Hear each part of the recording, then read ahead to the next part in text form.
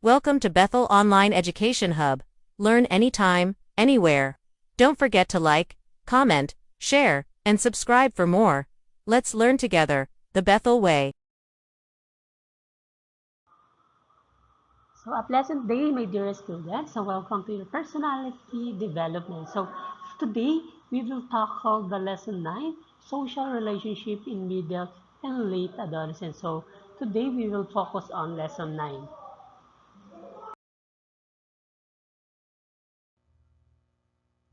So now, let's proceed to the first one. I conduct a mini survey on Filipino relationships, family, schools, and community. So today, we will tackle about the relationships between family, school, and also the community.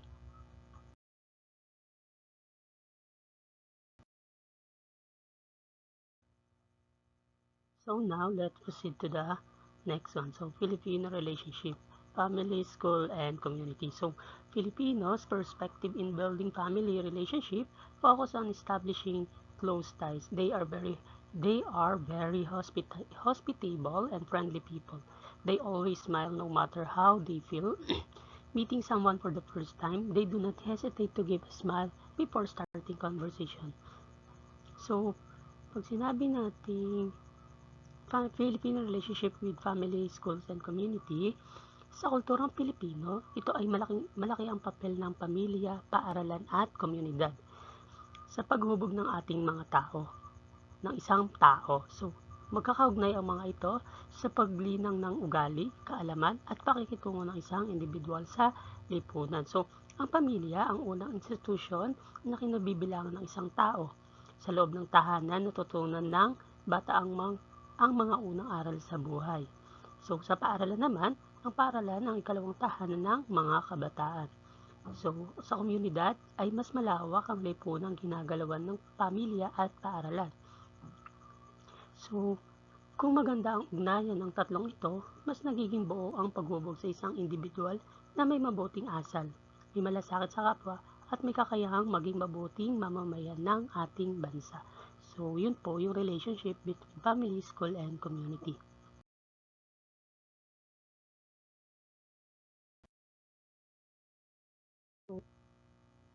So now, let's proceed to the first one, school. Home-school partnership occurs through the process of cooperation, coordination, and collaboration to enhance learning opportunities, educational progress, and school success for students in the academic, so social, emotional, and behavioral domain. So according to M. Johnson, 2015, homeschool partnership increasing push the children's learning toward a broader vision of the 21st century learning.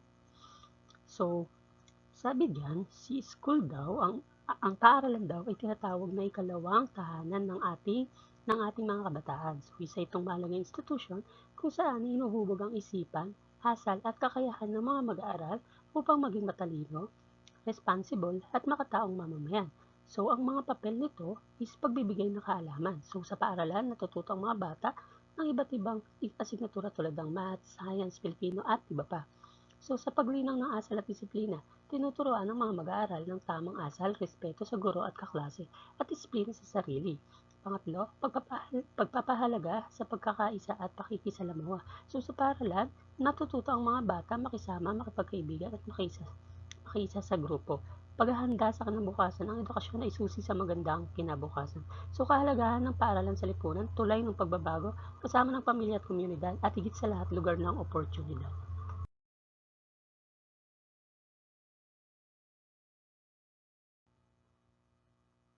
So now let's proceed to the second one, so community. Many of today's leaders in education, business, and community development are coming to realize that school alone cannot prepare your youth for a productive adulthood. It is evident it is evident that schools and communities should work closely with each other to meet their mutual goals. So, pag sinabi natin community sa Tagalog, ito ay pamayanan or komunidad. So, ang komunidad o pamahayan ay isang grupo ng mga tao na naninirahan sa isang lugar o kaya may isang layunin, interest, kultura o pinapahalagan. Sila ay nagtutulungan, nakakaisa at may ugnayan sa isa't isa. So halimbawa ng mga komunidad, pamayan ng panglungsod, komunidad sa lungsod, pamayang rural, komunidad sa kanayunan, komunidad ng mga mag-aaralan, grupo ng mga estudyante nagkakaisa para sa pag-aaral at komunidad online, mga taong nag-uusap at nagtutulungan gamit ang internet. So sa madaling sabi, ang komunidad ay isang samahan ng mga tao na may ugnayan at layuning magsama-sama para sa ikabubuti ng bawat isa. So yun po si community.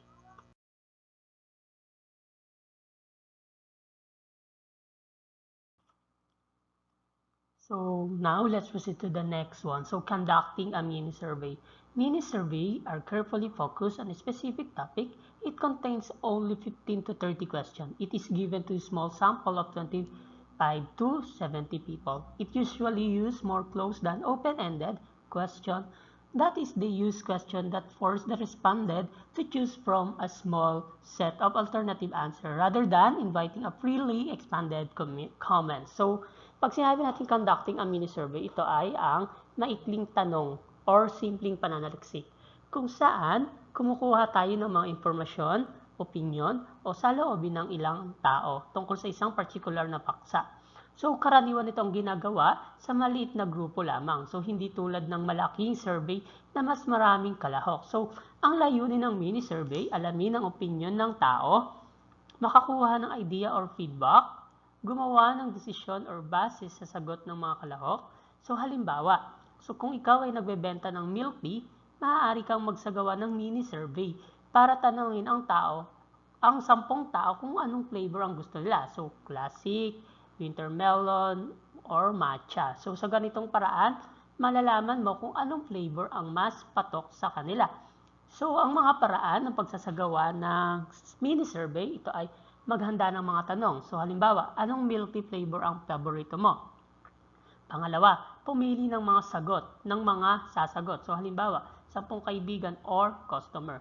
So kolektahin ang sagot. So maaaring isulat, online form, or personal na tanong sa mga tao. So pang-apat, suriin ang resulta. Alamin natin kung ano ang pinakamaraming sagot. Tapos yun yung gawin natin. So pang-lima, last, is gamitin ang impormasyon. Gamitin ang impormasyon. So, gamitin ang mga resulta para makagawa ng mas maayos na decision. So, yun po si conducting a mini survey. So, now, here's some uses of the mini surveys are to get a picture that will help you to design the next stage of your research. So, 2, to assess the flexibility of a project. 3, to get reaction from beneficiaries and also to evaluate projects. So, ito po yung mga gagamitin para po tayo ay makapag-survey.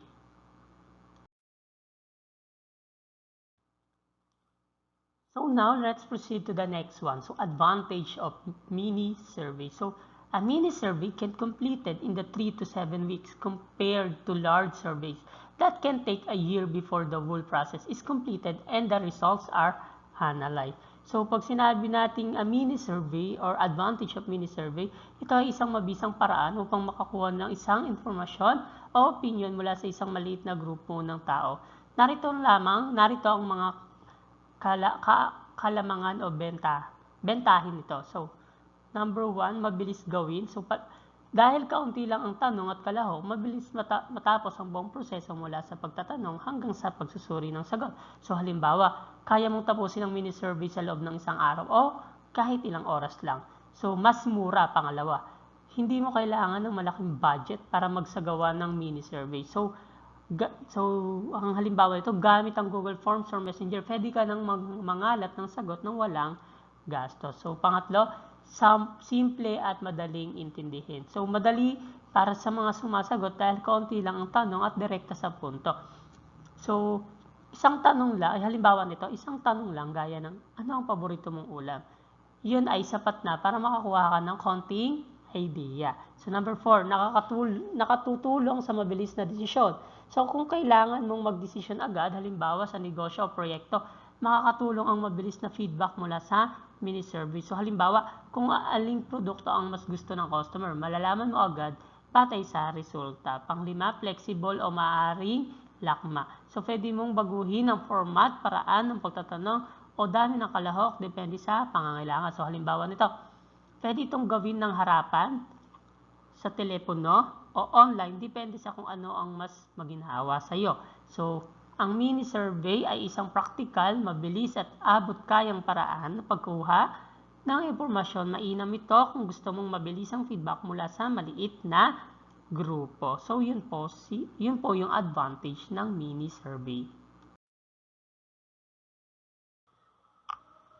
So now, let's proceed to the technically mini survey. So technically, mini surveys for development research are usually structured review rather than questionnaires. So because questionnaires exclude people who cannot read, interview have the added advantage of allowing confusing or intimidating.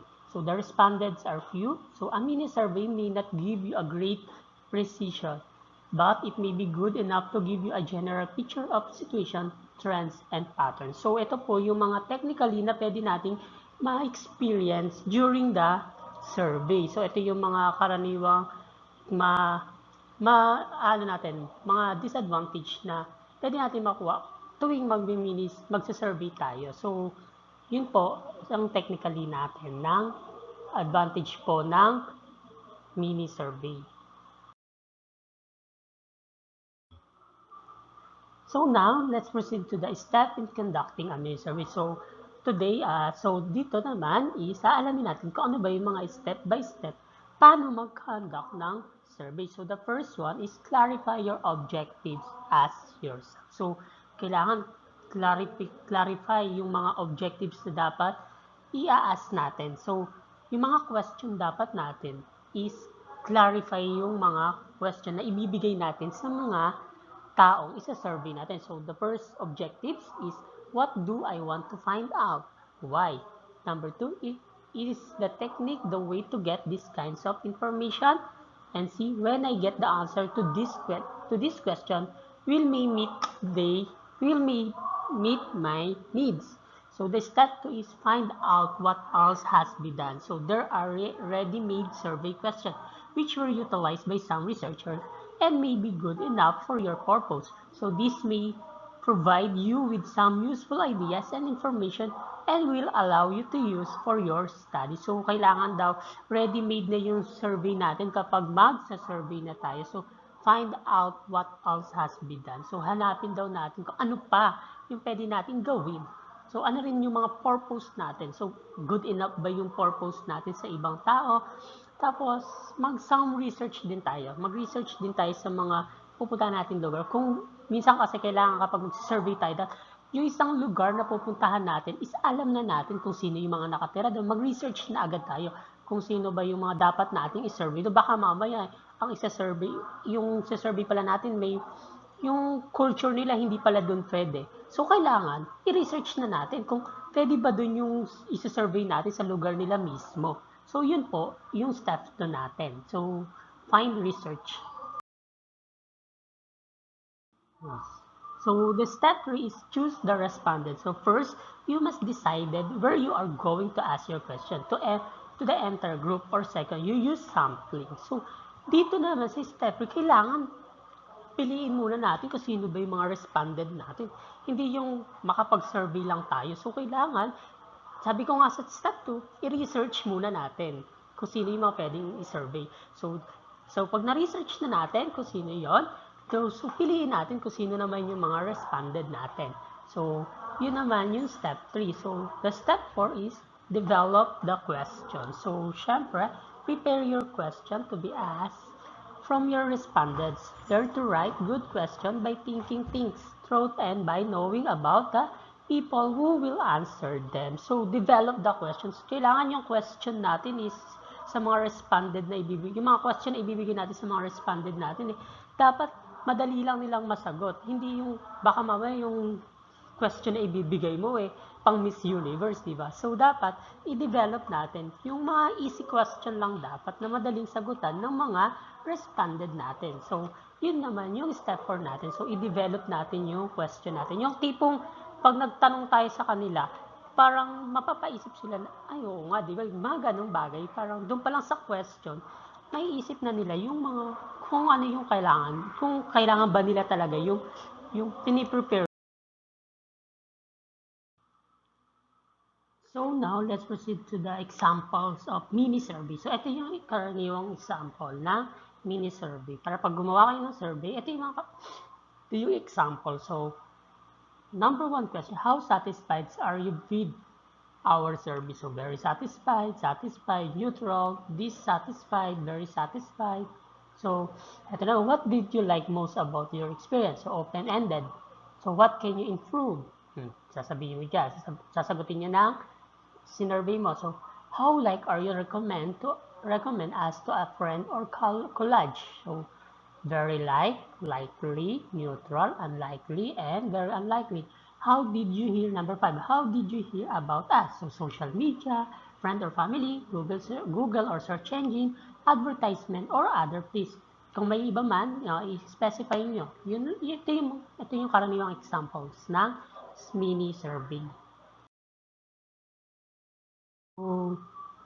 So now let's proceed to your activity 9. So survey on family relationships. So complete the unfinished words.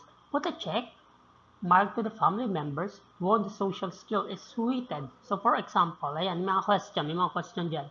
Entertains the visitor well, is flexible and open-minded, gives academic support, make decision, and so on and so forth. So father, check, mother, or ikaw, check mo lang.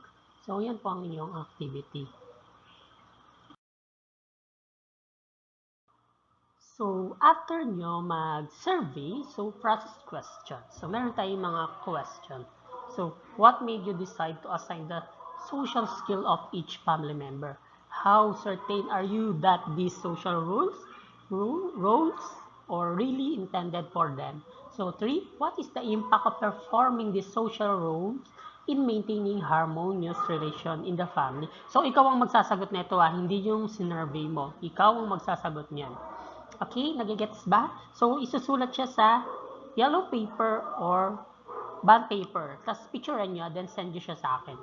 Ayoko magsisend ng naka-chat lang siya sa messenger. Gusto ko isulat nyo siya sa yellow paper or bond paper. Then, right? So, answer the question. So, yun lang naman ang inyong activity. So, if you have any question or clarification about this activity, so don't hesitate to chat me because I am your teacher, so I will help you. Okay? Nagigets po ba? Okay. So, and that's our lesson 9 for today. So, I hope you learned a lot in this lesson. So like what I said, if you have any question, clarification, don't hesitate to chat me. Okay? So, yun lang. Thank you and goodbye. Have a nice day.